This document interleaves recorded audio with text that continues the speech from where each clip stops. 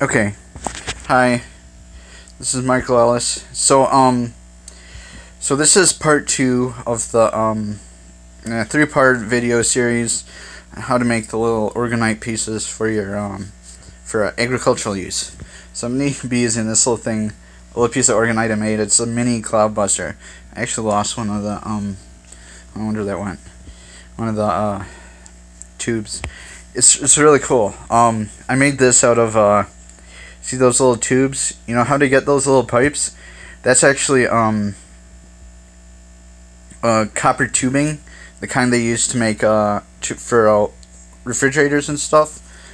So it's it's just copper tubing straightened out and cut in sections with one of those little pipe cutter things, and drill holes in the Orgonite base, which is just from a party cup thing, and stick those in there. Just find the right drill bit and stick those in there. And they kind of loosely fit in, but it's not the exact same size, but it's close enough that they stick in there. And I'm going to be using this as a whatchamacallit, I forgot the word, kind of to hold my phone, basically, as like a tripod, but it's not a tripod. It's a stand to hold my phone while I show you this wonderful project. Here's my little workspace.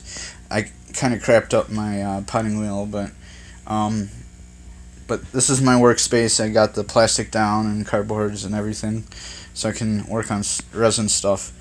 And I got some ventilation with the garage and everything, but I advise you to use ventilation and masks if you don't have good ventilation. So even for the low fume resin, which is the type I'll be using, I got the East Coast resin is the type I use, and that's a low fume type for tabletops and stuff. So I'll be casting Orgonite with that resin. It's a 2-part epoxy, and it's what about it? It's a even 1-to-1 ratio epoxy, and I'll be using these cups. These are TCP Global.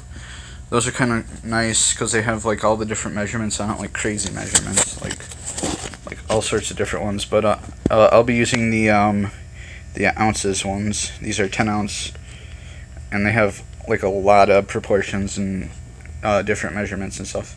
So it has like the 1-to-1 proportions, and the 2-to-1 and all sorts of crazy stuff. So I didn't even notice that. Yeah, it's interesting. But yeah, I just go by 10 ounce, and then, well, actually I haven't used these before, but I usually go by ounce, and then just do like half, like to 5 and then to 10, and then mix in my mica powder, which looks really cool. In the end, I'll show you how it all works out. But see, I'd like fill 1 to 5 and then the other 1 to 10 or something like that. And of course you need something to mix it with, so I'll be using a plastic spoon. Like, everything has to be disposable because the resin will get stuff all sticky, and when it dries it'll be like hard and peel off plastic and silicone and stuff. But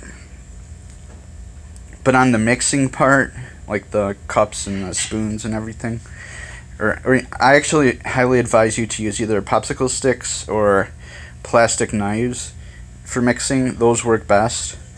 And plastic spoons are okay, but they're not the greatest because they kind of have drag because of the cup shape.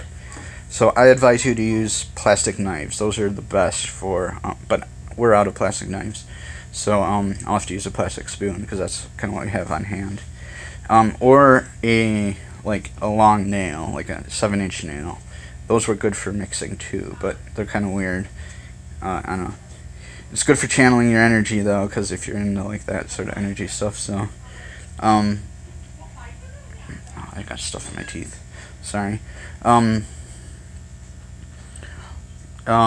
So yeah, plastic spoon, or I suggest plastic knife for mixing. So you got your cup. Oops. Oh Jesus. Sorry. So you got the you got the mixing thing, disposable mixing, disposable cups. You're gonna have, because once the resin gets in the cup, it'll stay sticky on the sides forever because it just does that. The resin does that. So you're not going to be able to reuse it. The mixing cup, they have to be disposable. You're going to want gloves, otherwise you'll get sticky resin on your hands. I guarantee it. You always do, and you're going to want gloves. You're going to want gloves so you don't get sticky resin on your hands. And I suggest some mica powder just to make it look cool. That's the only reason you need it. It does add a certain orgonite effect because it is dielectric, and they have used the ancient peoples of Atlantis, or the diaspora of Atlantis, built the pyramids supposedly, or maybe they were built earlier. We don't know for sure as historians, but and archaeologists. But mica was found in some of the Inca, Aztec, those era pyramids, the ones that in the South America, yeah, those South American pyramids. Some had mica inside the pyramids, inside the bases of the pyramids, inside the inner pyramids, not the outer ones. The outer ones are more recent, but they were kind of built in like layers. Like there's like a smaller pyramid inside, and then they kind of kept adding layers and layers to make it like a bigger pyramid. So the inner ones had mica in them inside the base. The ones in Egypt had copper wire and junk, all sorts of copper junk in the base. The ones in like the South American ones had mica in there. So South and Central America. So well, actually it's, wait, would that be North? That would be in Mexico. Never mind. So that was not South America, or maybe it was South America. I don't know. I'm not sure. Anyways, you're gonna want tarp, plastic tarp, or plastic tarp for the floor, or plastic sheeting. Like you can get the plastic sheeting at the hardware store online, and you want like heavy duty plastic sheeting or a tarp for the floor, in case you spill stuff off you or whatever. And then you're gonna want a tarp, or if you're doing this indoors, which I assume you will, like in a garage or something, because or even if you're doing it outdoors, you want a plastic sheeting for the ground, because if you drip it on concrete, it'll stay on concrete. And same with your carpet, same with, excuse me, with cement in your garage, or whatever, or a carpet, or like a new floor, or wood floor, or something like that. It's all, or tile, it's all gonna stick and stay. It stays on whatever surface you did. And I feel really bad because I had one that I was building in like a plastic trail mix cup, and I had it on cardboard, but for some reason it ended up not on cardboard, or it was on cardboard and melted, and it left a huge junk, because I put a ton of resin in this thing. So I made a whole I don't know how much it was, well, a big thing out of like a trail mix container, like the Target ones, and it cured all at once, so it heated up a lot and melted the container. So like all this resin spilled out onto the carpet in the basement. My parents know, so it's okay. But it like really screwed up the carpet. So and it's still there to this day. Still there, the big puddle. So I don't know. My parents are getting new carpet in the basement because of that. So I feel kind of bad. But there was also my mistake with the metals kiln, and I dropped the hot crucible on the carpet, and it melted the carpet, and it turned black. And yeah, so I'm not a good person. I shouldn't even be doing half the stuff in the basement.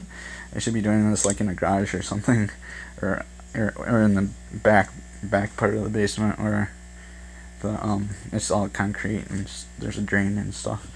So anyways, so yeah, so I'm doing this very carefully with plastic down and cardboard on top of that.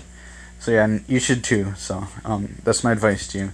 Be very careful with this stuff, because it can get messy really fast. So gloves, cardboard, tarps, all that good stuff. masks if you're in a poor ventilated area. The NIOSH, NIOSH grade masks for volatile organics, compounds, and paints. Those are the ones that are best for resin and volatiles and stuff. Any kind of resin or epoxy you use, you want to use those types of ventilation masks. Not N95s or any of that. That won't help you. Or maybe it will. Maybe they are N95s. So, well, the NIOSH ones are for paints and volatile organics. I don't know if that's N95 or if it's something else entirely. The ones for spray paint and stuff. So that'll work for resin and such. Because the only problem is with once you get resin and the stabilizers and the solvents and hardeners for some of the lower grade resins are they mess with your endocrine system pretty badly, and yeah, so you want to be careful with that. What else am I missing? So yeah, so I'll set this up and the camera up.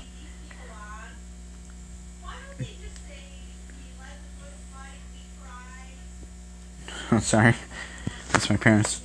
Okay, so sorry, my parents are getting very political. And okay, so I set this stuff up. So I'm going to be using the stuff that I showed you from the first video. I'm going to do pouring. Going to do a resin pour. So I'm going to like cut out from this. I'm going to set up my camera. I'm going to do a resin pour and show you how I do that. And then I'll let it set up, and then I'll show you in the third part of the video, because I'm going to do this in three parts. I'm going to do the resin pour today, and then tomorrow, once everything's set up and cured, I'll show you how to set up a planter with one of these in it, and to make sure everything's working properly, and then we'll start growing some stuff in it, like some edibles and such. So yeah, so and I'm a big permaculture guy, so we'll grow some really cool crops. So yeah, so I'm gonna cut out now and then set up my workplace, which is already kind of set up there, as you can see. So yeah, so hold on a sec.